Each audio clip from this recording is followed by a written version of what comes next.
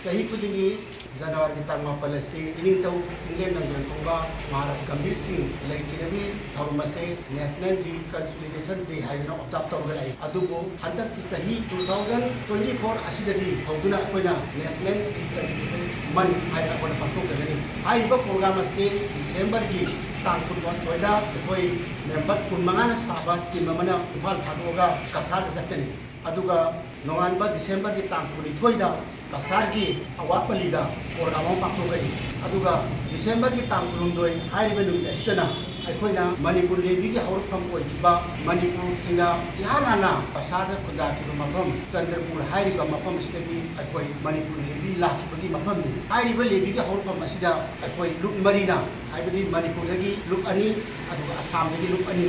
luk singa lagi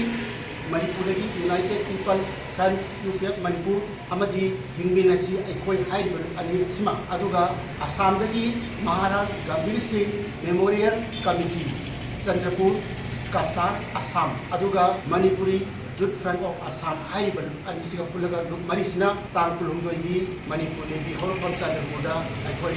Maharaj Gambir Singh amasung dari singa ki mitam aikoi apam da hangtoga asoba pangsal matawani nongan baga aikoi December ki tang kunmari dana lengon da bi pat chatuna Maharaj Gambir Singh amasung dari singa na koi lengon da bi pat thon ki bi matang program ho pangtokani sigi matungda tang kunmanga da hala matungda koi padam halaga Manipur ke tongan ba district singda lairiba singda aikoi UPF ki member singna chalaga aikoi amona kunta karoi habisigi pandam thamduna reconciliate tawna bagi damakta aikoina program asi matang matang pangtoga 2025 ki January ki tamapan Maharaj Gambir Singh Laikinabi University aikoina program asi sina ba sebsari